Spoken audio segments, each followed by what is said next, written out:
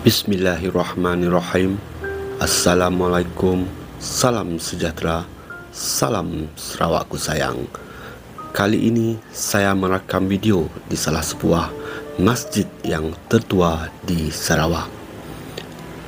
Sarawak tidak pernah kurang dengan sejarah masjid-masjid lama yang masih kekal hingga ke hari ini. Di Sibu mempunyai satu masjid yang mana sejarahnya tidak kurang hebatnya suatu waktu dahulu. Masjid tersebut adalah Masjid Al-Qadim yang mana menurut pensejarahannya dibina dengan hasil daripada kutipan derma penduduk tempatan, iaitu hasil daripada penanaman huma dan sebagainya.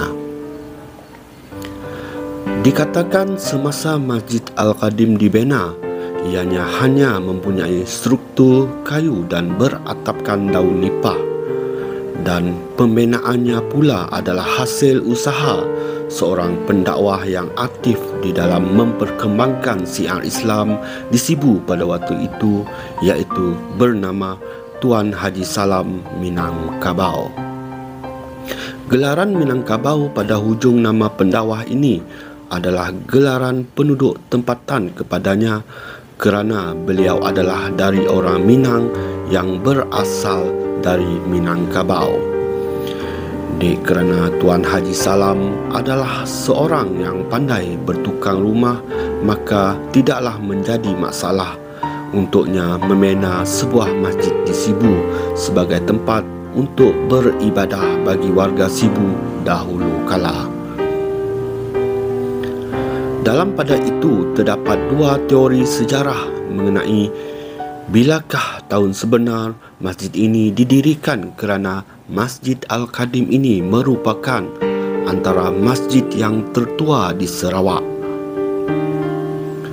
Menurut penduduk tempatan, sebenarnya masjid ini dibina pada tahun 1830, iaitu jauh sebelum Brooke datang memerintah Sarawak. Dan tidak kurang juga yang mengatakan bahawa masjid ini dibina seawal tahun 1881, iaitu sebelum berlakunya peristiwa Lampung pecah di Sibu pada tahun 1883. Dan keunikan pada masjid ini, selain daripada sejarahnya, adalah bagaimana sebenarnya masjid ini walaupun telah melalui beberapa baik pulih dan pembinaan tambahan, lokasi asalnya tetap sama, malah tidak terusik pada binaan tengah masjid yang juga merupakan binaan asalnya. Alhamdulillah, Masjid Al-Qadim antara masjid tertua di Sarawak terletak di kampung Nyabur Sibu, didirikan pada tahun 1861, kini makin gah setelah pengubahsuaian.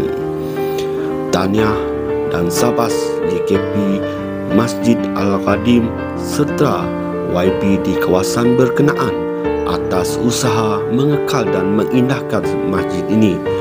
dan satu-satunya khazanah yang memperlihatkan kecemerlangan dan perkembangan Islam di kawasan tengah khasnya dan Sarawak amnya.